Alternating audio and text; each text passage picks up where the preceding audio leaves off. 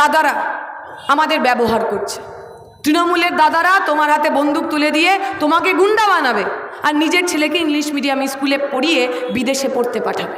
চোখের সামনে দেখছি তো আমরা। অভিষেক ব্যানার্জি, মমতা ব্যানার্জির ভাইপো, শুনেছেন কখনো? 34 বছরের বামপন্থী রাজত্বে অভিষেক ব্যানার্জি ছাত্র আন্দোলন করতে গিয়ে কোথাও লাঠি পেটা খেয়েছেন? শুনেছেন? 34 বছরে যখন অভিষেক ব্যানার্জি ছাত্র নেতা হওয়ার কথা, যুব নেতা হওয়ার কথা, শুনেছেন কোনো লড়াই আন্দোলনে অভিষেক ব্যানার্জি নেতৃত্ব দিচ্ছিলেন? দেননি। অভিষেক ব্যানার্জির আজকের যুবরাজ হওয়ার জন্য একদিনের জন্য জেল খাটতে হয়নি, একটা পুলিশের লাঠির বাড়ি খেতে হয়নি, একটা মিথ্যে কেস খেতে হয়নি। নিজের পুরো জীবন যৌবনটা মমতা ব্যানার্জিরা ভাইপোকে একদম আগলে রেখেছেন, বাঁচিয়ে রেখেছেন, কোথাও আঁচ নিতে দেয়নি। আর আপনার বাড়ির ছেলেটাকে মেয়েটাকে গুন্ডা বানিয়েছে, কলেজ থেকে জিএস বানিয়েছে, তারপর হাতে বন্দুক তুলে দিয়েছে, মাফিয়া বানিয়েছে। পড়াশোনায় ভালো ছিল ছেলেটা, তৃণমূলের খপ্পরে পড়ে আজকে সে কাউন্সিলর, পাড়ার দাদা পাড়ার গুন্ডা হয়েছে, এমন খবর আপনিও জানেন। ভয় লাগে না আপনার? যন্ত্রণা হয় না? কষ্ট হয় না? চোখের সামনে যখন দেখেন তৃণমূলের নেতার ছেলেরা মেয়েরা কোনো দিন রাজনীতি না করে হঠাৎ একদিন যুবরাজ হয়ে যেতে পারেন, আর আপনার বাড়ির ছেলেটাকে মেয়েটাকে প্রতিদিন পরীক্ষা দিতে হয়, লড়াই করতে হয়, আন্দোলন করতে হয়। আমি আপনাদের কাছে অনুরোধ করব, আমাদের সঙ্গে আসুন। আমরা যারা লাল ঝান্ডার রাজনীতি করি, আমাদের এখানে কারুর ভাইপো বলে, কারুর পিসি বলে, কারুর নাতনি বলে নেতা নেতৃত্ব হওয়া যায় না।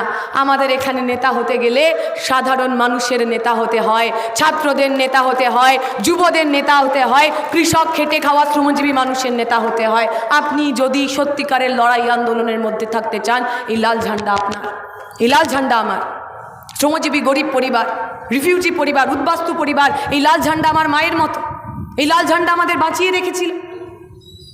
এই পশ্চিমবঙ্গের বুকে যখন একটার পর একটা কলকারখানা বন্ধ হচ্ছে, এই লাল ঝান্ডার নেতৃত্বে আন্দোলন হয়েছে। মানুষের পেনশনের জন্য বন্ধ কলকারখানার শ্রমিকের পেনশন আমরা ছিনিয়ে এনেছিলাম।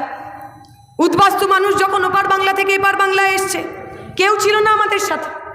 তুমিও হিন্দু আমিও হিন্দু বলে কোনো বিজেপি আমার সঙ্গে এসে দাঁড়ায়নি, কোনো বজ্রক দল হিন্দু মহাসভায় এসে দাঁড়ায়নি। ওপার থেকে আসা ছিন্নমূল উদ্বাস্তু মানুষের জমির লড়াই, পায়ের তলার মাটির লড়াই, মাথার ওপরে ছাদের লড়াই, নাগরিকত্বের লড়াইয়ে যদি কোনো ঝান্ডা আমাদের সঙ্গে থেকে থাকে, সেই ঝান্ডাটার রং লাল, তাতে কাস্তে হাতুড়ি তারা আঁকা। তাই এই ঝান্ডার সঙ্গে আমরা বেইমানি করতে পারবো না।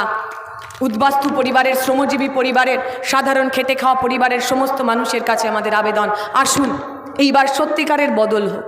আমি জানি আপনার এমপি কে, এইটা বলার সময় যখন আপনাকে বলতে হয় সৌগত রায়, অনেকে ভুরু কুচকে জিজ্ঞেস করেন নামটা কোথায় শোনা শোনা লাগছে কিন্তু ঠিক মনে করতে পারছি না। তখন তৃণমূলের যিনি সমর্থক তাকেও একটু নিচু গলায় বলতে হয়, আরে দেখেননি টিভিতে যে লোকটা হাত পেতে ঘুষ নেবার পর আস্তে করে থ্যাংক ইউ বলেছিল, ওটাই আমার এমপি। আমার মনে হয় আপনি তৃণমূলেরও যদি সমর্থক হন, আপনার এমপি কে এটা বোঝানোর জন্য একটা ঘুষখোরের ভিডিও দেখাতে আপনারও সম্মানে লাগে।